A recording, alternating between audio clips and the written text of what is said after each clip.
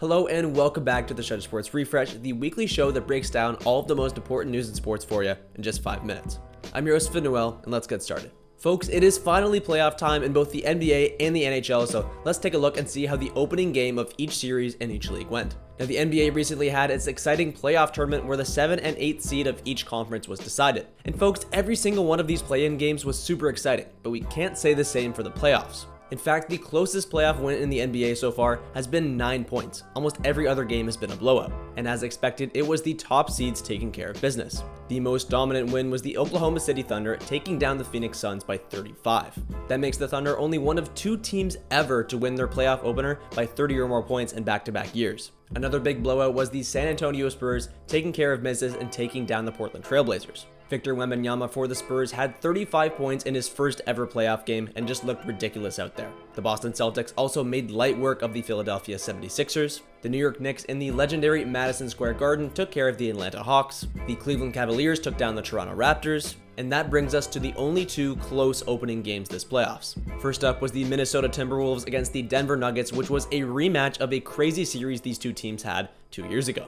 Now, in that past series, it was the Timberwolves who took the win, but this year it might just be the Nuggets' time. Their star player Nikola Jokic has had a ridiculous season, averaging 28 points per game and leading the entire NBA in rebounds and assists. And his teammate Jamal Murray made his first ever All-Star appearance this year, and this Nuggets team is scary. They took down the Timberwolves in Game 1 and looked to be in control of the series. And the final opening game was the LA Lakers versus the Houston Rockets. Unfortunately, right now, both of these teams are hurt and missing their stars. The Houston Rockets are missing Kevin Durant, and the LA Lakers are missing Luka Doncic. And so in this game where there were no stars playing, the 41-year-old LeBron James stepped up and had one of his best games of the season. The Lakers ended up winning Game 1 as LeBron James turns back the clock. So cool. And folks, there's actually one more series to talk about as we have an upset alert. That's right, the number 8 Orlando Magic ended up taking down the number 1 Detroit Pistons. So this shocked a ton of fans, and we'll have to see if the Magic can keep up this hot streak. Remember, in the NBA, each series is the first team to 4 wins, so we've still got a long way to go. Make sure to check back in. And let's move over to the NHL now, as their playoffs also started up. It started off with the red-hot Buffalo Sabres going down 2-0 early in a game against the Boston Bruins, but coming back to make things 4-2. And folks, did I mention that they scored those 4 goals in just around 6 in-game minutes? That is a ridiculous hot streak from Buffalo.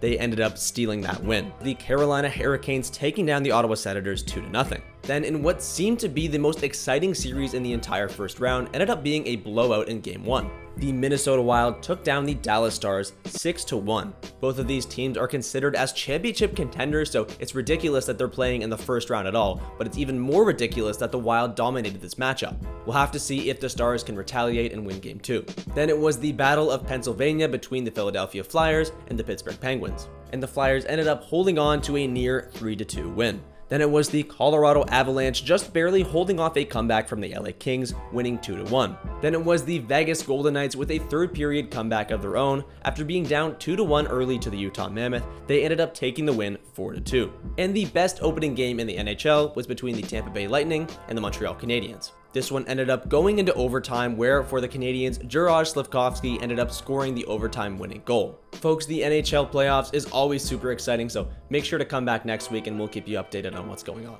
And while we're on the topic of playoff hockey, let's check in on the PWHL, as there is just 2 games left in the regular season. Now, we left you last update with the Montreal Victoire, Boston Fleet, and Minnesota Frost all already qualified for the playoffs. And folks, with 2 games left, it is down to just the Ottawa Charge and the Toronto Scepters to take that final spot. Now, the Charge currently have a 2-point lead on the Scepters, but get this, these 2 teams are playing each other on the final day of the season. That could very much be the deciding game for that final playoff spot. It should be super exciting, so make sure to check back next week and we'll let you know what happened. And for our last piece of news this week, let's check in on some Champions League soccer, as the quarterfinals of the playoffs are now over. Remember, the winners in Champions League are decided by the total goals over 2 games played. Now folks, coming into their second game, Barcelona needed to win by 2 or more goals to take down Atletico Madrid.